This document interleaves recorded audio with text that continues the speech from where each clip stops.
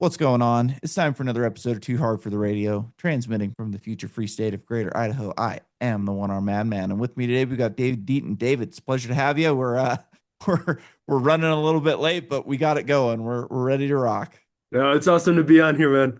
Ah, great, good to meet you, man. So why don't you tell us a little bit about yourself, and then we'll kind of dive into some politics and stuff. Well, people see me as kind of like an offbeat artist. I'm binational. I'm French, and I live in the U.S.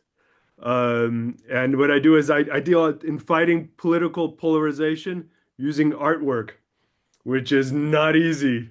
Yeah, It's been a hell of a ride over the last 10 years, trying to find methods to like reach out to people and finding ways for people to be able to communicate with one another, with strangers or people they disagree with politically without getting angry, without the outrage.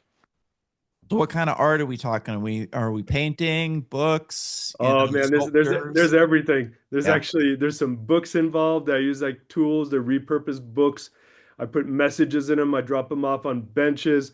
I put them off in public spaces so people can discover like, oh, what's this book? And inside there'll be an invitation to speak to strangers with people they disagree with, trying to find ways to talk about politics without getting all pissed off. But interesting. what I really do, with the funnest part is I'll go in national parks, I'll go in the free speech areas, and I'll invest that area and I'll put in an art installation. And people will kind of walk up and go, "Oh, what the heck is this?" And then usually the conversation gets started. And I'll ask them three non-confrontational political questions, and all I'll do is listen and actively listen with like all my senses and listen to what they have to say and not try to get too triggered by things if they're really opposes, if it's different than what my core beliefs are, you What know. type of questions do you start with? It's always the same questions. It's Yeah. crazy. So I'll ask them this. How would you describe the political system of the United States of America? And then they just go off and they just explain what, to the stranger, me, they don't know who I am. And they just explain whatever's going through their minds. And I just listen, I don't interrupt.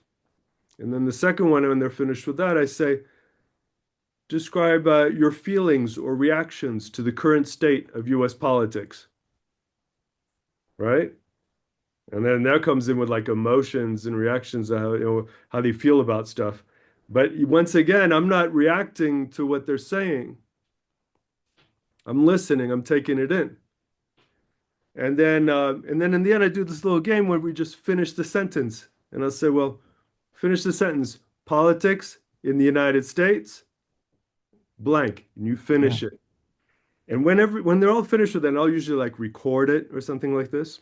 Have some type of instrument to like make this a reason why you would answer these questions. At the end, I say, well, give me one word that brings it all together, that summarizes everything that you said. And that's mind blowing because they might have said all this shit about how horrible things are and whatever, but in the end, they say words like hope, republic, democracy, a lot of hope in there. After, saying how horrible things were, they're like, still have hope. And then that's the word, that's the takeaway that they have. And then I invite them to do that with other people they disagree with. But the action is that you got to listen. Yeah.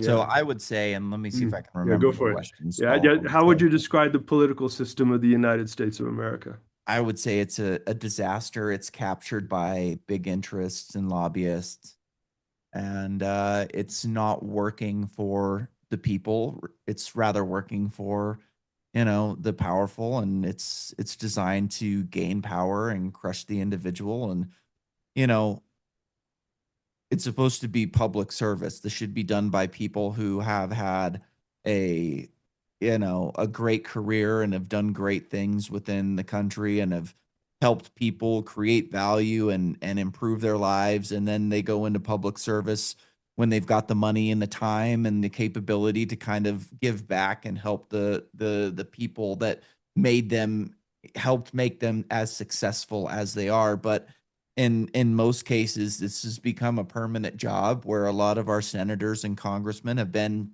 in there for 30, 40 years and have never held a real job, and they're billionaires, if not hundreds of million, making hundreds of millions to billions of dollars off of small salaries. So yeah, I would say it's an absolute disaster, the political makeup of our country. Second question would be, describe your feelings or reactions to the current state of US politics.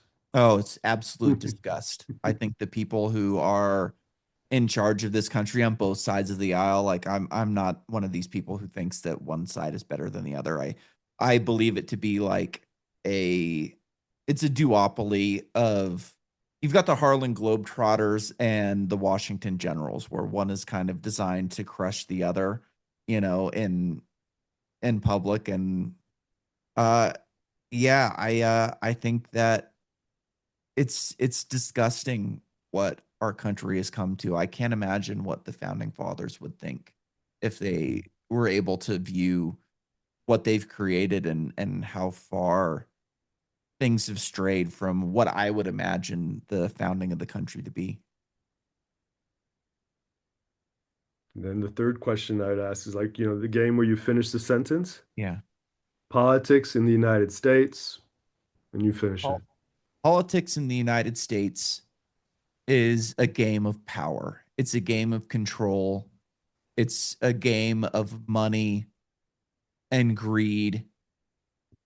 And what else would I say? Money, greed, power. It's uh it's it's designed to keep us in fear, keep us fighting with each other, and to allow them to hold power continuously and create a world empire, essentially. Right on. Yeah, I hear you there. And then finally, it's that word. I call them like a word title. This word that kind of brings it all together. You only get like one word. That's the word that you're going to put out there. You're going to broadcast that word, but you only get that one word. What would it be? Hmm. And that's a tough one. That's usually the hardest one. Yeah, it Mm, is. It mm. is. Hmm. Think here for a second. This is great radio with me just being here quiet thinking Well, about. no, but this, that's the cool thing. Like, it takes us into another place when we think about trying to find that one word because it's limited, right? We have all these things we want to express, but if we have to distill everything that we said to make like this incredible liquor, right? And Yeah. it has to just come out with that one word that brings it all out. That's like a taste of Yeah. everything you said. That's that Well, word, I and it's guess tough, I right? would have to Yeah, go with this is a jarring word for a lot yeah. of people Hmm. because it's become a dirty word within politics, Yeah. especially within democratic circles and people who preach democracy Oh, and here it comes. I would go with anarchism. I Anarchism. think Yeah. anarchism is it's a subject, it's a word that most people don't really know the meaning of. Mm, I read a lot of you know fiction books, not and anarchy is typically used as chaos. They use it for there's utter anarchy and society. And what people don't really realize is anarchy means without rulers. It doesn't mean without rules. And I think that's a major distinction that most people don't really get. And I think a lot of times if you ask people like, do you think that people are mostly good or mostly bad? And they would go mostly good. And I think most people would agree that people, for the most part, the majority of people are good and they mean well and they want what's best for their friends and families and neighbors and their towns and society at large. And then I think if you would ask them like, do you think that mutual exchange and mutual agreement is a good thing? And they go, yeah, like I think people should have mutual exchange and things should be operated on a voluntary basis essentially, and you shouldn't need to force somebody to buy something or do something in a certain way. And I think that like if normal people who believe in capitalism and believe in private property and bodily autonomy did some actual reading into the subject, I think it would change their perspective on what it actually means and why they weren't taught about it in schools, because schools to me are indoctrination systems, and they're not really teaching people to be free thinkers and to, kind of make decisions based on what they see in the real world. They're kind of designed to be subservient to the state. And I truly believe that, like, our schooling system is made to condition slaves rather than free thinkers and people who are capable of thinking for themselves. Right on from that word, right from that distilled word. There was like so much that came out of it. It just brings Yeah. it all together, right? Yeah. Yeah, that's cool. That's good. Community, right? Community Yeah. is important in anarchy as well, right? Yep. Yeah, Yep. and you were talking about mutual agreement and all that. That's the part Yep. that's often taken out of when the discourse of anarchy, right, or Yep. anarchism, right, is like they forget like there's a community behind it. It's not just Yep. the a single individual fighting against everyone else. It's people together that make a stronger community, and there's dialogue and there's exchange. Yep. And I But at think the that, same time, you're not subservient to, like I believe that, like, my neighbor should have no say in how I live my life. Mhm. Like, I live in Idaho. The one mistake I made when I moved here was that I bought into an HOA. And it's really funny because, like, here in Idaho, like, all of the people in my neighborhood are Republicans, and Uh-huh. they all want to complain about the Democrats and the liberals before the HOA meeting starts. But then as soon as the HOA meeting starts, they all turn into liberals and want to tell you what you can and can't do with your property. And I find that hilarious. So, like, right now I'm putting in a tough shed in my backyard, And and there's 45 tough sheds in my neighborhood. I went around and counted every one of them that I can see. mhm. And I still had to go and check with my HOA to see if I could put a tough shed in my backyard. And they come to me and they go, "Yeah, that's great. Let us know when you're going to put it in, and we'll send somebody from the architectural committee to come and inspect the inside." And I go, "It's a tough shed. If you want to see the inside of a tough shed, you can go to Home Depot. You're not coming on my property to check the inside of my tough shed. Sorry." And like, Well, where's the we're mutual agreement? Where's the mutual agreement in there, though? To take me there. Take me to the mutual agreement. You spoke about it well, earlier. it's I interesting don't do that because, in the project usually, but now I'm yeah, interested in hearing no, more it's about it, it's right? not mutual agreement at all, Yeah. because mutual agreement would describe everybody having a say in whether they have the right to do that or not. But instead, it's not a mutual decision, it's majority rules. So you get the people who've been running the homeowners association since I've lived here, who have an agenda essentially. Mm, And that agenda is to keep property prices as high as they possibly can, at, like, with all costs. Like, mm. that is the end game, is property, values going up no matter what. And no Bought into matter the what wrong they system. do, yeah, and no matter what they do, they could Uh-huh. never raise property rights or property values as much as, like, the United States government does when they print money. Well, yeah, My I see it that way. property value didn't go up all that much from the time I Mm, moved here until the time COVID happened. But during COVID, they printed, 40% of the money that's ever existed in this country, and property values went up 40%. There's absolutely nothing that homeowners association could have ever done, no matter how many rules they set, no matter how many, things they build or tear down. You were never going to raise property values as much as the United States government did by printing money. I'm more interested in like that moment before the HOA meeting, Yeah. when everybody's there, Yeah. they think one way, all this, it's like for me, it's like these different echo chambers, right? We Yep. all have a different echo chamber. Sometimes that's an art installation. I set up this cool one right on the rim of the Grand Canyon, which is super cool. The superintendent, they got me this really cool spot. I Yeah. set up a museum case, like you see in a museum with a statue in the middle underneath a little glass case. I had that there, and I put like a ceramic statue, completely abstract. People going, what the fuck is this thing? And um, and then in my pocket, I had another little glass jar with a little tiny like Lego man in there. And I said, well, people say, what's this about? What's this piece of artwork about? I said, well, the statue in there, or whatever's in there, that's a representation of me. It's a representation of you. It's just a representation of someone. And I want you to imagine the glass around it more than what's inside. And I say, well, that's like our worldview. It's always much smaller than we think it is, right? We look from the inside looking out, we think, oh, we have a really expansive worldview. And then I pull out this other thing, this little glass jar, spice jar with a little, Playmobil in there, And I say, well, that's also an echo chamber. It's much smaller, doesn't matter, but how does this echo chamber communicate with this other echo chamber? How do they communicate offline and in person? And usually what happens at that moment, and it doesn't matter who it is, I can have, at the Grand Canyon, you're going to get all types of people. You got your groups of Mennonites coming Yeah. through. You got your MAGA cat people. You got your liberal hippies or whatever. Everybody goes to see the Grand Canyon.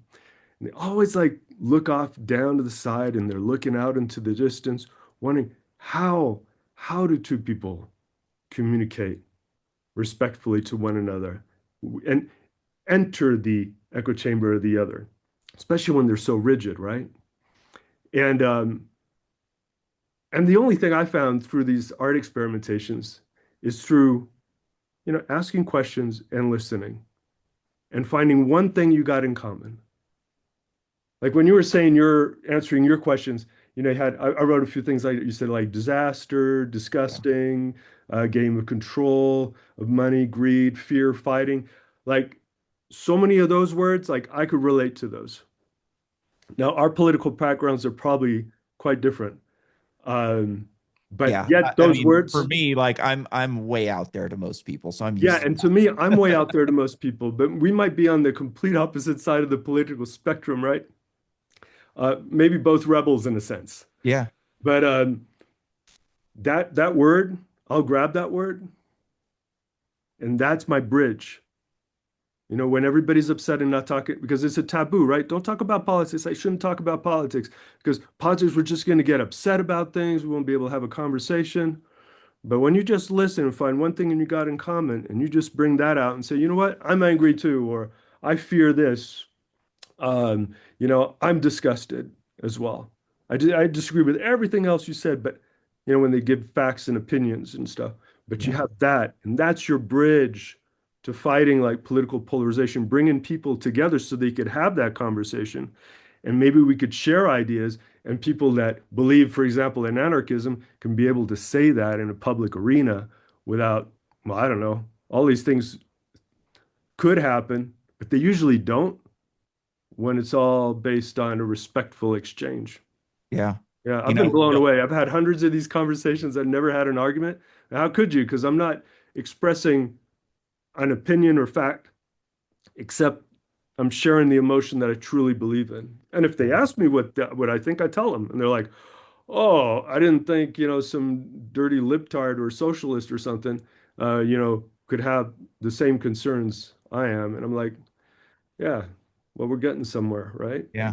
You Yeah, know what I think one of the major problems is with go for it. the majority of people that are interested in politics at this point is that they don't ever go to first principles. They don't really have an idea for what they actually believe and why. It's more of a reactionary, way of looking at things. They'll watch the news and they kind of react to what's going on. And like one of the things that I try and do for everything, if I read an article, if I see that a politician says something, I try and break everything down to first principles. I believe in bodily autonomy, private property, and mutual exchange. Like, how can I apply these things to the situation that I'm looking at now? Right. And I Mhm. don't think a lot of people kind of break things down in that way. They're just, and I think that they're kind of conditioned to react rather than think things through. Because if people are thinking things through, then they might not agree with the party or the politician or whatever it is. I remember during COVID, I would watch Tucker Carlson like once a week. And it wasn't so much because I agree with everything that he says, because I don't. It was more because he was different than a lot of the people on the corporate news. It seemed like he was willing to tackle subjects that maybe you wouldn't normally hear on Fox or CNN or MSNBC. And I liked that he was willing to say things that the powers that be weren't really happy about him saying, and that he was willing to attack people on both sides for things that he thought were wrong. And I had a lot of respect for that. And a lot of the reason that I would watch him is because I wanted to hear what millions of right-wing Americans were hearing on a nightly basis. Like, what are, and Yeah. that's like a lot of the reason I listen to Joe Rogan from time to time anymore. Like, I kind of know what Joe Rogan believes at this point. I've listened to enough of his podcasts. Like, I don't really need to hear what he Uh-huh. has to say because I kind of know what he believes and how he thinks about things. But every once in a while, he'll have somebody on and I'll go, okay, I want to watch this because I want to hear what millions of people are hearing and how, and I want to know like how this is going to affect them. And I want to look in the comments and see how people are reacting to what this person says. Anyways, I remember during COVID one time, I was watching Tucker Carlson and he brought a liberal on to talk about the vaccine.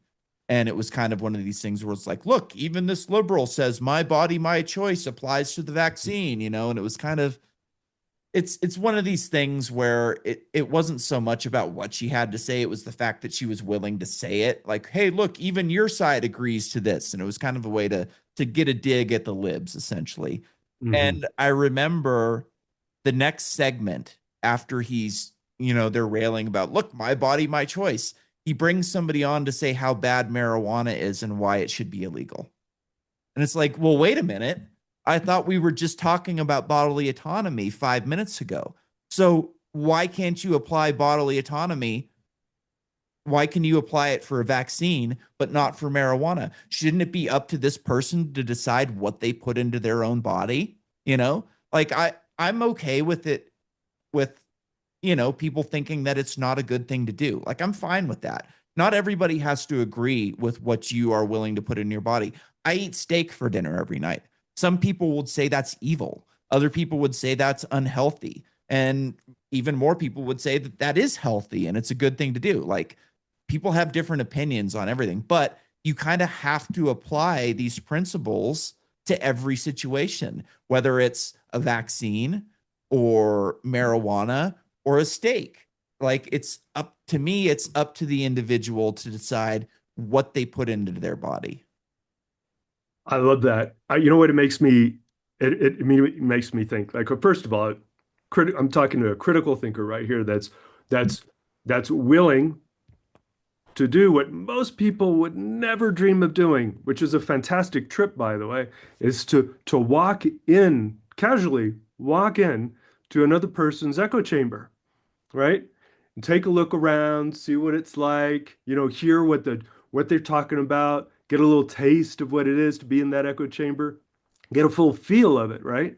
You can do that by watching that Tucker Carlson Yeah. program or listen to the podcast. But I'd go, well, maybe you already do this, but if you're not religious, go to a church, go in there, go have some donuts or whatever, right? And listen, get to feel something completely different. It's like a beautiful, incredible sitcom episode. It could be a comedy for you or dramatic or whatever it is.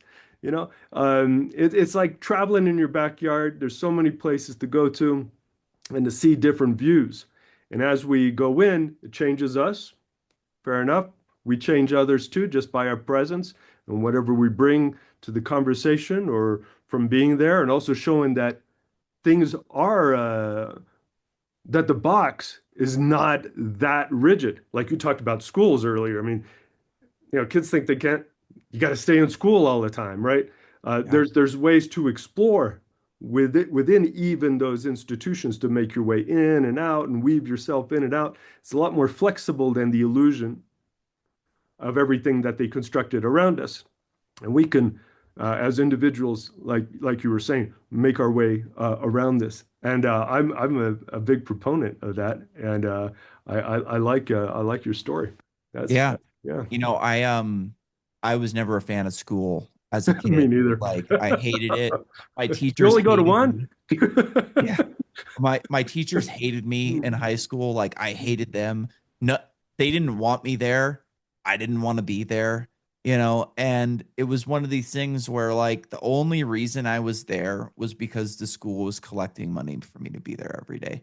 And my parents Oh, were young and they weren't really aware of like their rights and and how options maybe, or options essentially. And at one point, like one of my friends was having the same problems that I was with his schools, and he just decided to go on homeschool. So we went into my office and met with the principal, and my parents were like, "We want him to go on homeschool," and they were like, "Nope, he doesn't have a legitimate reason to go on homeschool." who said that? The school My did? my principal, Oh, yeah, oh yeah. Huh. and my parents didn't know any better, so I didn't even know that they could. well, we tried, Mm. And it was one of these things where it was so frustrating because, like I said, I didn't want to be there. They hated me. Like I was a smart ass. I never had any respect for my teachers because I didn't feel like they deserved it. I Hmm. didn't feel like they were smart. I always felt like I was smarter than them, Because you're thinking which out of the box all the time. You're like, yeah, hey, and that's not right. I always had an answer. I wasn't like into politics or anything like that at the time, but I've Mm. always believed what I believe. Like Mm. it wasn't until I was in my 30s that I found people on the internet that kind of explained what I believe and was like, "No, you're not crazy. Like this is the way things ought to be in our opinion." And here's a bunch of people that have thought the same way that you do for years and years and years and have written books and, treaties and all kinds of things about it. So as soon as I like found this ideology, I was like, "Holy crap. Like this is somebody's able to put into words what I believed my entire life?" I remember as a kid like I asked my grandfather once. I was probably 12 years old or something like that. And I was like, why are we Republicans and not Democrats? Because I grew up and he was into politics. My parents didn't really know anything about it, but I knew that he was a Republican. And he kind of told me, like, well, the Republicans, he didn't really say anything about it. What he said was like, well, the Democrats want to take away your dirt bikes, they want to take away your guns, and they want to, keep you from hunting. And he listed all these things that the Democrats wanted to do to me. And a lot of it did apply to my life. Like I rode dirt bikes as a kid, and they were very restrictive about what type of bikes we could ride in a certain area. And the laws changed a lot when I was a young kid. It was like, well, you could ride this bike last year, but now you can't.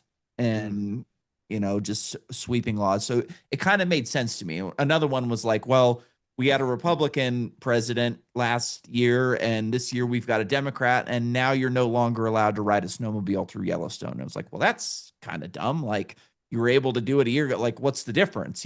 So I kind of got that. I was like, okay, well, that makes sense to me. But then as a young adult, like I was into smoking marijuana. And it was like, well, the Republicans want to put me in jail for smoking marijuana. And Mm. they tried many times, and I got in trouble for other things. And it was like, okay, so the Democrats hate me for this, and the Republicans hate me for this.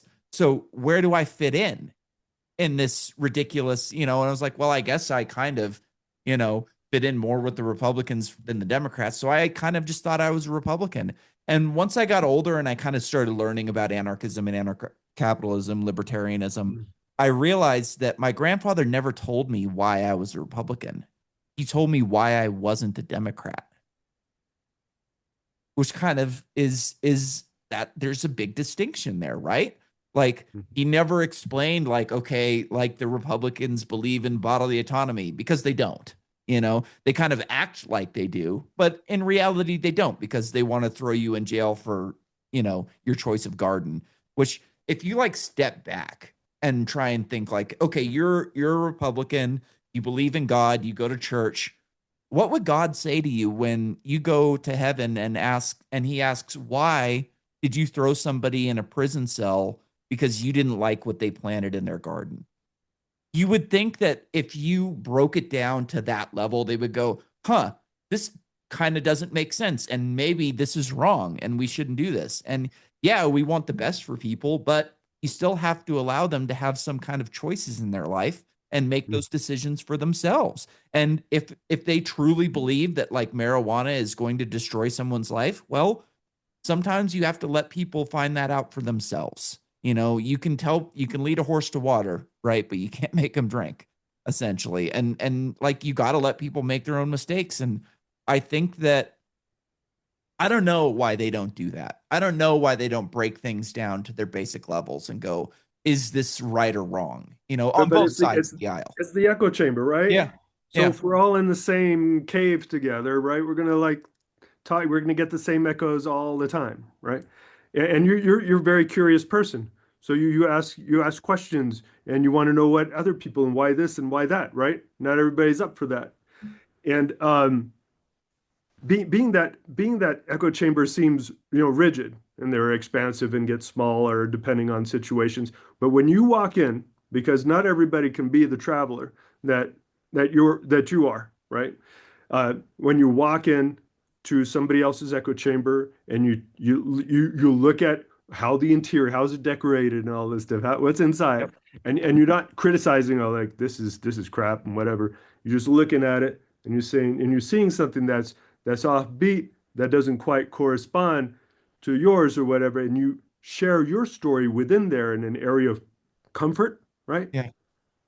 Then things start to change. Now, I argue here, my struggle here in the United States is because I grew up in France, very different Yeah. architecture, infrastructure.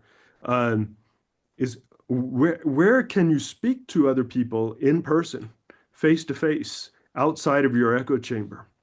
And I live out in the West, so it's very dominated. So people are in their vehicles, and when they get out of their vehicles, they're usually entering another echo chamber of like-minded people, right? They're getting to their church or their community center, or they're going off hunting with friends and meeting other hunters, and maybe the occasion they'll meet a hiker or a fisherman or something or a rafter, and they'll meet other people there. And in that moment, that's an opportunity right there. There's this little moment when you can have a talk with somebody else and find out where they're coming from your commonalities, what you have in common, bridging the divide. Um, if you believe, of course, that we're in a country where people can thrive with different opinions and everybody can have their own point of view and it doesn't have to be dictated by a larger institution. But traveling from one area to the other, it's limited in a sense, right? And people live in cities, they live in subdivisions, they're behind walls, and then there's big walls of traffic and stuff. Um, and whereas in Europe, you're walking through small streets and you can Yeah. walk from one Everything's thing to the tight other. and close together. You meet people and you talk to people, kind of obligated to talk to Yeah. people. But you're in a really good position here. You have a podcast where you're able to have many conversations with different people. It's a really uh, it's a great spaceship to have. It is. You're traveling to different places. Now, Yeah. me, I don't have a podcast, so where does that place become? And as an artist, I got to go and find an arena. I don't want to go to galleries. I don't want to go to museums. It's because okay, it's my echo chamber. Easy to be in your own echo chamber and say the same stuff everybody understands. But to go outside means, okay, where do I go? I go to a commercial center like a mall. Can't do that. No, they don't want free speech. You can't speak about politics and do this Yeah. and all that stuff in there. So it ends up places like national parks, Yeah. public lands have free speech areas. You'll see, Jehovah Witnesses are there. They got a space. They're often giving me a sandwich. Thank you very much, Jehovah Witnesses, giving me a sandwich. And I'm Yeah. next to them. I got a different message and I'm meeting different people there. But not everybody has time to do that. So I'm thinking for whoever's listening out there is that whenever you got a chance, whenever you meet somebody that's totally different, that's your chance not to bug them and find out what, create some conflict and show that your point is better than theirs. Just find out if there's an emotion or something that you have in common, like when you were saying about, fear and fighting and disgusting and Yeah. disaster. If one of those words appeals, just take that one and go with it. That's how we can break the system and do exactly what they don't want us to do. I'm talking government institutions, Yeah. schools, and all Talk to that, each other. corporations and all that, and to unite, but not politically and in our ideas or whatever, but in our commonality and humanity, right? Yeah. They're they or whatever. They're afraid of that. Yeah, They don't want absolutely. us to talk to one another. Yep. I always like when I was younger, I'm from Northern California Ooh, and I lived in Southern California all right. for probably like 5, 7 years when I after I graduated high school, I moved down there. And I used to drive from Northern California to Southern California a lot and Mm, back, and you're on I-5 for hours. And mm. a lot of times you're like next to the same cars for hours. Right. You'll stop at a gas station and then you'll kind of catch back up to them and back and forth. And I always like, and this was in like the early 2000s. So technology wasn't the same as it is today. And I always thought like it would be cool if you could just connect to the car next to you. Hey, where are Yeah, you going? What are yeah. you doing? Why are you driving Traveling this together. way? We've been next to each other. I've seen you 3 different times now. Like, let's bullshit for a few minutes and kind of like see what you're doing. And I always thought that would be a good idea. And I think that'll happen someday Yeah, where guys get back cars, on the radios. yeah, What do you call those? exactly. Like Kind of like how CB CBs and radios or truckers used whatever. to be. Yeah. Yeah, that stuff, right? I always thought Right. that would be an interesting way to like meet new people and talk to them and kind of like figure out hey, what are you doing? Like Mm, and it would be cool. Another thing about like echo chambers is like everybody's susceptible to it. And I try my best not to be so rigid that I don't think about every situation and I don't break it down to first principles. So a couple years ago, we had a situation in my neighborhood where a concrete company bought land right outside of our subdivision to kind of like build this concrete batch plant. where you And at now? This one? This the same one where you're I'm at now? living now, yeah, Okay, this was all just right. like a year or so ago. And there was a mistake within the city when you put in something like that, you put a sign up that says, "Hey, if you are have a problem with this, you go to City Hall on this date and you can kind of voice your grievances." And you're given that opportunity before the sale is final. And the city, in their infinite wisdom, put this sign on a private road behind a gate. So Hmm, nobody could see it. And right. nobody found out this was happening until the sale had already gone through. And the Smooth. way I found out about it was somebody from my neighborhood started walking around with a petition, and they came to my door and they were like telling me about it. And my initial reaction was, well, it's private property. People can do what they want with their own property. Like I described with my HOA, like I'm having problems with other people telling me what I can and can't do on my property, and that bothers me. Like I don't think my neighbor should have any effect over my life or my business or what I do on my property.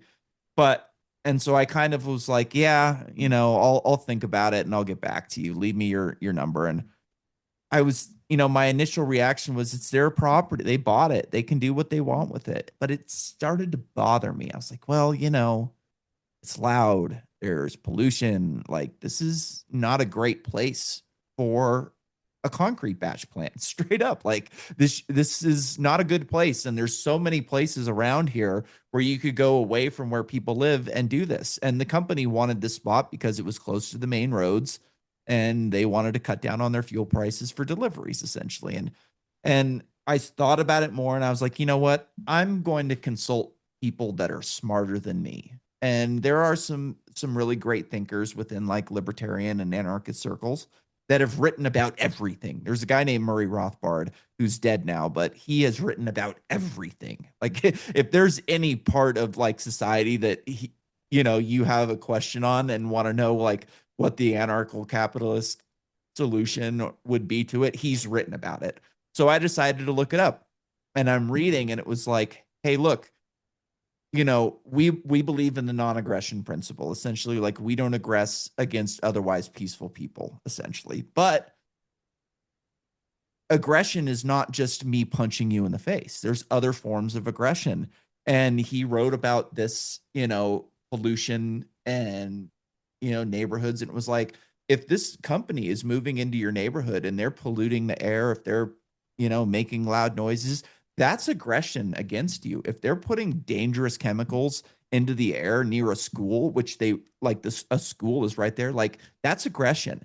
And I read it and I was like, oh, that makes perfect sense. Like I'm glad that I decided to go and consult somebody smarter than me because I wasn't quite sure how to apply my principles to this exact situation.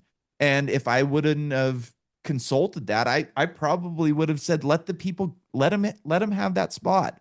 And so like I was glad that there was somebody out there that had thought about this in a deeper way and had applied it to first principles and decided like, hey, no, like you don't have to deal with this. Like, because my initial thought was like, I don't want that plant there. Like it, no, like one of the things I like to do at night is sit out in my hot tub and, I'm already assaulted by lighting in my neighborhood. Like I live in Idaho, and the stars here are worse than in Northern California because we're just So much light, inundated with light light pollution, pollution. It's right? Right. awful, you know? It, Uh, it drives me nuts. Like, I want to look at the stars. Like, I don't want to look at the hospital lit up for everybody to see. We live in one of the safest areas in the country. Why does everybody have to have light on 24/7?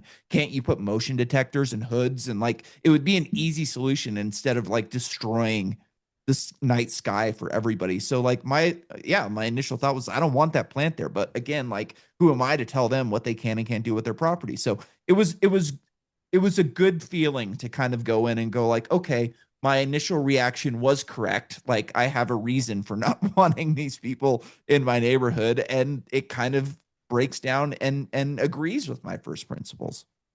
I hear, it makes me think a very different place. So, south of France, there's a big ancient volcano area in the Auvergne, the Massif Central. And there's a lot of, they're slightly different because they're anarcho syndicalists. Mhm. And there's eco villages, areas that have been like ghost towns that people have repopulated and set up communities there. So there's no governing body or anything like that. Things aren't done necessarily by consensus either. If there's a group, if there's five people that come together that want to do this, they can, as long as there's mutual respect and agreement on the principles of freedom for all. Yeah. Right. And so when the cement plant shows up, if you like, and not in this case, but for example, if there's a new road that's going to be built or something like that, it goes, through the fields where they have their sheep and stuff.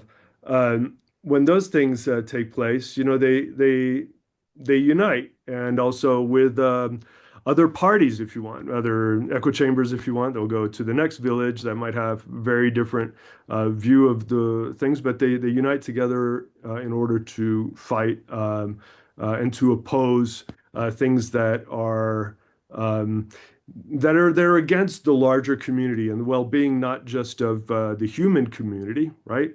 Because they sense also that in their anarcho-syndicalist communities that it's not just the human communities, but there's natural communities, animal communities, and plant communities, and Yeah. all of that together. So they fight for that. It's like, okay, we're being attacked by this, for in their terminology, it would be like neo-capitalist systems coming to disrupt the natural environment. So it's their duty to protect the natural world and push and push back against this four-lane highway or whatever bridge or whatever's or nuclear power plant or whatever is Yeah. going to be built. And there's moments for this. Oh God, I'm getting back to this again. I guess I'm a single track guy thinking about Oh, like bridging the divide, yeah. and people, bridging the divide can't happen. For example, in this example of like these eco village anarchists to go over with their these right wing farmers in the other village to unite together in opposition of something that's bad for the and for both of their communities. Those things can't happen if dialogue's not there and people aren't talking and taking are not making the effort to listen to the other person and be there for them and give them the space to be able to discuss what they have to say and hear what they have in the words that they have in common. And it's usually, as I'll say it again, it's like not the facts, not the opinions. It's usually like an emotion. And like both of those communities, they'd be angry about what this big road's going to be. Yeah. So they're going to come together and have the courage to fight for their freedom together with a sense of unity and find that in other groups. And we're in a system here that's so, what, it's crazy because America is always about decentralized this and that, but it is to me all I see is it's centralized. Yeah. centralize on these modes of transport and education and economic systems that bring us all to just stick into our village and not talk to the other village nearby. And when the shit hits the fan, right? I live here in the United States. Oh, what happens? Everybody's going to fight for themselves. I think the strongest and most resilient places will be the ones that have strong communities where people will be together in order to, well, fight Armageddon or whatever you Yeah. want. You know what I mean? Yeah. And that's a greater power. And I know there's a great love of, of guns and all that stuff here. I think that, add in community, man, you got yourself a super force all of a Yeah. sudden. But it takes work and effort, humility, your type of curiosity as well. Man, and we don't, man, we weren't taught to do that stuff. We're not taught to do that in schools. Yeah. I Yeah. respect people that want to preserve the natural world. Like Mm. I grew up hunting and riding dirt bikes, and Ooh. you're out in nature and you're exploring, and it's it's one of these things where it goes too far, where there's a fine line between like preserving nature but Mm. also doing it at the expense of the human population, right? Mm. Like you can't you can't destroy civilization to save a field, essentially, but like you have a responsibility to do as the limited amount of damage to that field as you possibly can, is the way I look at it, right? So like Mhm. when I think one of the most evil things we do in this country is eminent domain, which Mm. if you're not familiar with it, is essentially like you Mhm. take people's land and build something on it because For the it's greater good. the greater good. And I Yeah. hate that argument. I think it's ridiculous. And I think, even the people that want to preserve nature are they don't go to first principles on it. Their idea of preserving nature right now is get rid of every gas and power plant or Mm. hydroelectric plant in the country Streams. and Yeah. put up millions and millions of windmills, which are doing just as much to disturb the natural, like Northern California, you drive up Big Sur, it's like one of the most beautiful places in the country. What are you going to do? Litter that place with millions of windmills because you don't like gas Toast. plants? Like that Mhm. doesn't make any sense, right? Mm. And I think there are ways to limit the damage to the natural world without sacrificing the human population. And like one of those ways, like right now, so we're dealing with the rise of artificial intelligence. And one of the things that's essential to improving these artificial intelligence models is energy. And Mm. we've already picked the low hanging fruit for Mhm. easy places to build transmission lines in this Mhm. country, right? Like Mhm. we've got transmission lines like back to I-5. There's transmission lines up and down that place, and there's not much room to put any more in there.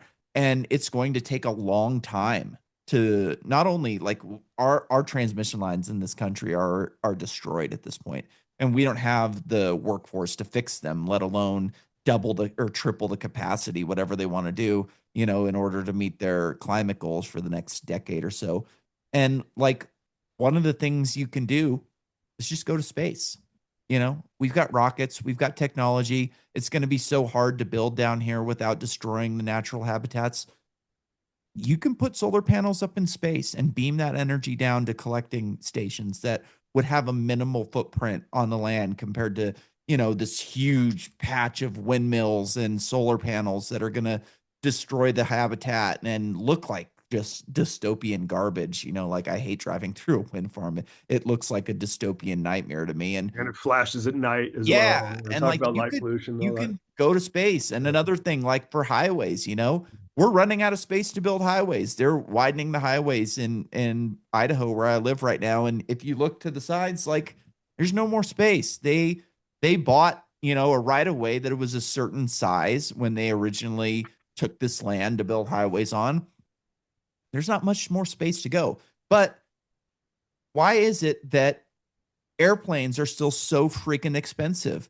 Why can't we have an easy to fly airplane? Why is it so hard to get your pilot's license in this country? It's hard and it's expensive. And like we could build cheap aircraft that people could use and like totally diminish the amount of land that we're using to build these highways. And I think there are solutions to this thing, but people are just stuck in their ways and decide, well, we've done it this way for so long and we're just going to continue to do it like this. And It's like a trajectory, right? yeah, We're on a trajectory. But yeah, yeah, okay, so I think about these things often too. So how do you know, I can't fight this or fight that all on my own. All right. And I don't really necessarily want to join the group that does this and that and sign petitions that whatever and yeah, or join in actions and join the council that does this and be involved in local politics. And yeah, that's for some people. They got to do that, and we need a lot more people. That's the function of democracy, right? We need to get involved. It's not just voting. We got to get involved in all the aspects of it. But for other people, the thing is just like this tool that we have, like you've got yours, you're talking to a lot of people are hearing out there. Each one of us to get our voice heard is with our neighbor, is with that family member, is get conversations going, not on just one subject or two, and just get those things going. And then when it's time to go out, like those people in the Echo Village, when it's time to go out there and unite, that's what we got to do. We got to get mm, together and go out there and make it happen because there's still the fear and the force in numbers when things happen like that. Well, there's reactions. They're usually appeasement, but you just keep on at it and on at it and on yeah, at it. And then if, I don't know, maybe that just happens more in France than here, but yeah. You uh know, like back to my HOA, and like things are not perfect. I don't want to be sure on that one. Be yeah, sure things are yeah. not perfect in France by a long shot. That's why I live here. I Oh, love there's tons of spaces. problems everywhere, and in the Public. entire Western world, there's problems. And, I love our for public me, lands. like Uh, being an anarchist, one of the, like the flag that represent anarchy, like the don't the one tread on on your me down. shed, the one that's on your shed. Yeah, that one's, or no, no. Yeah. Oh, you got one? Okay. So I've got like a black flag that I put out in front of Okay. my house in the Okay. summertime, and I For don't sure. have it out there always because there's wind and anyways, I have this Mm. black flag that I put out there It'll look because good when it's shredded, though. And yeah, exactly. It's the black flag of anarchy. And a couple years ago, like I got a letter on that somebody put in my mailbox, yeah. and it was this long letter about like why do you hate your neighbors and who are your enemies and just Oh. all of this crazy stuff like about the black flag. And I'm like, what is this guy Oh. even talking about? Yeah. And I Right. Right. kind of like do a search on the internet and I find this Oh yeah. crazy article about like black flags and no Yeah. quarter and all of this crazy stuff. And I was like, that doesn't represent my views at all. And like, Mhm. instead of coming and asking me why I have that flag out, this guy decided to look up some random article and, subscribe that belief to me. And the Mm. crazy thing about this letter was like halfway through it, it was like, when I grew up, we respected our neighbors. It didn't matter what their beliefs politically were or their religion, and we helped our neighbors and blah, blah, blah. And like the guy didn't even sign his name to the letter, it was an Mhm. anonymous signature. So, first off, you're a coward.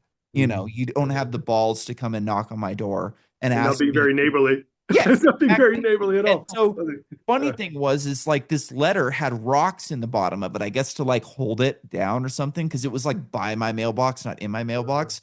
And so like it had these really distinct like black flat shale rocks. And I was like, oh, I from bet I his can house. find the house that I bet this Thank idiot you. went to their front yard and grabbed a couple rocks. And so I go down the neighborhood and it's like two houses down. I find this yard, That's his the business rocks. card. This is Yeah, where I come the from. rocks match perfectly. So what'd you And do? What'd you do? I it want to turned hear out it that. was the head of our HOA.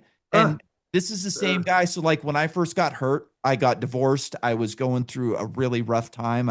Like I was in bad shape and I was having a problem taking care of my lawn. And they tried to put a lien on my house because they didn't, you got a crappy like lawn. Yeah. didn't come over and ask, if they could help me out and mow my lawn. But when you've got a problem with my flag, all of a sudden you help your neighbors. Yeah, it yeah, was yeah. just total hypocrisy. And I wrote this guy a really long, nasty note that kind of like just really tore him apart. And the next time I saw him at a meeting, he kind of just like looked at his feet when I was like, hey, man, did you get my letter? And he just kind of like looked at his feet and walked away. And it was like, you're a hypocrite. You could have came to help me when I needed it. Instead, you tried to put a lien on my house. And now when you've got a problem with the flag that I'm running, all of a sudden you're the nice guy and I'm the evil one. It's just Mm. it was so annoying. It drove me nuts. I can't stand my HOA if you haven't gathered that one yet. You were triggered, friend. I You were was. triggered. Oh, You were it drove triggered. me. I was in fear. I was seeing red when I read the letter. I was just like, oh my God. Man, I've been there 100 times, right? Yeah. No, it's like I feel like I'm becoming a preacher. Yeah. because okay, rather than get triggered, right?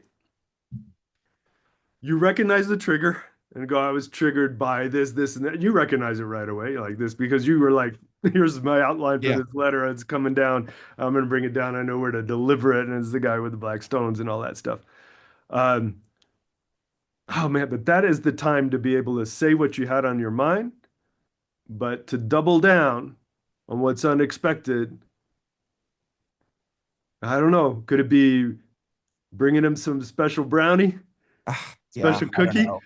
I Or left could it some be having I him over left like, some literature in the rock in all the right, letter that I sent that kind of explained where I was coming from, but I doubt he read it. yeah, sometimes, some battles are not worth it. It's true Yeah. that you got to go with what's more, I was going to say malleable, but that's a bad Yeah. word. Oh, I've But stopped going to my HOA meetings because they don't but, listen to me. It's ah, just I just get in arguments but with they everybody exercise there. power, right? And So, yeah, as they exercise power, that's kind of the place you need to go to. yeah. It's just So, one of those things where I just can't do it anymore. It just pisses me off and yeah, they don't and want to that's listen. They're just concerned with what they want to do. They have an as, agenda, as essentially. much as I is against my grain. There's several Yeah. things I'm doing in my life that are against my grain. Go join. You should go join the HOA. I'm playing the long game. At some point, I'm going to wait for these people to die. They're all boomers, and Uh, I'm going to wait for them to die. And yeah, I'm going to go I around like all the that. houses and I'll run for HOA president and say, I'm going to get rid of all of this crap that these people have been doing for the last 10 years. You might not get many followers. I know No, how it probably is. not. But I No, would imagine there's a lot of people in this neighborhood that are fed up with it just as much as I am. it's the But guys you need to meet. Do you have a neighborhood party? Did you ever not meet it? really. You know what the funny thing is about Yeah. the HOA is every time they have elections, it's like, Uh-huh. oh, I couldn't possibly run again. Yeah. It's so Too much much work. work and it's so time consuming. And I just don't really like doing it. And I couldn't possibly do it. But the same people run every year. Because they had to. Mhm. They want to Their keep their minds, agenda right? going. They're like everybody else is a loser. Yep. They're unable to put the time We in. can't So allow I got them to step to up set the again to get it tone. right. But I kind of get it too. It is a lot of work. It takes time out of, I mean, it takes time. And Yep. of course, it's a certain type of people that's going to do it. Yep. Right. And they're probably not rebels either. No, they are not at all. They're But conformist in every way. but you know what? That's what most people are. So how does, and we need, for me, I'm using the word rebel, but I can say artist, right? And I think we're all artists somewhere. It's just untapped because the systems told us that we should not be using our creative minds Yeah. to analyze and be there, whatever, all this stuff. But um, once again, small actions and apply them and go in. HOA, go in. And when it's time to speak up, share what you have to say, put the letter out.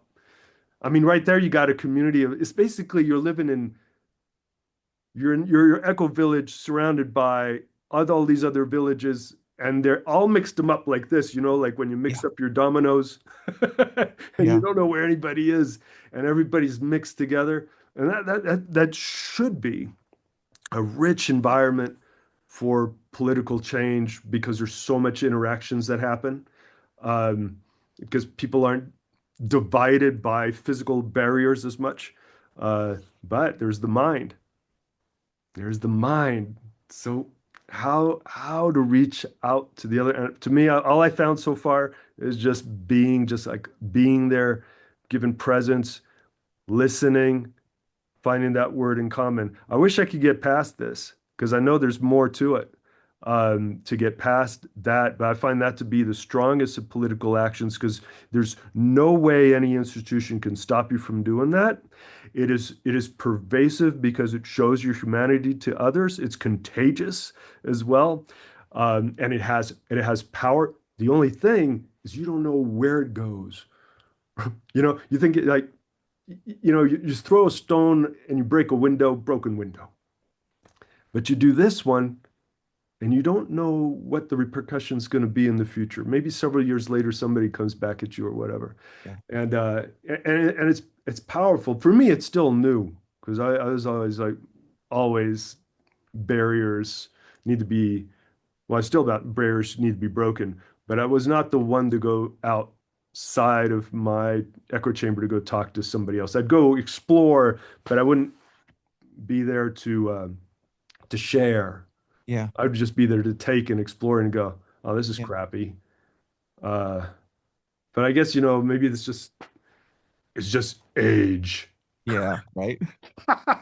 Well, David, it's been a pleasure talking with you. I think you've got the makings for a great podcast, if I'm being honest with you. I think, you could do your installments and leave books, and you could leave invitations for people to come onto your podcast and talk with you. For the time being, I admire what you're doing, being there, putting out your presence and your energy so other people can hear and share other wisdom, and there's an exchange happening right there. For me, it's all new. I really appreciate you having me on Absolutely. and And talking to you. hopefully It's been really refreshing. we can do this again sometime. Unfortunately, we do have to cut it a little bit short because I've got another podcast coming up here in a few minutes. But I'll You go send you for it. my email, and we'll do this again sometime if you're willing. I'd love to do I'd that. be very happy to do that. We got a lot more to explore. Absolutely. Sounds good. Thanks, All right. David. Thanks for listening, everybody. Have a good one. All right. We're all done recording. All right, David. Thanks, man. It All right, was a man. pleasure meeting you. Same here. Hey, All right. send me the email. I'd love to I do that will. at another time. I enjoyed this. Absolutely. I like the vibe of it. I feel very free to say whatever I want. I Yeah, like it. absolutely. Anytime, man. All right. All right, See man. ya. All right. Take care.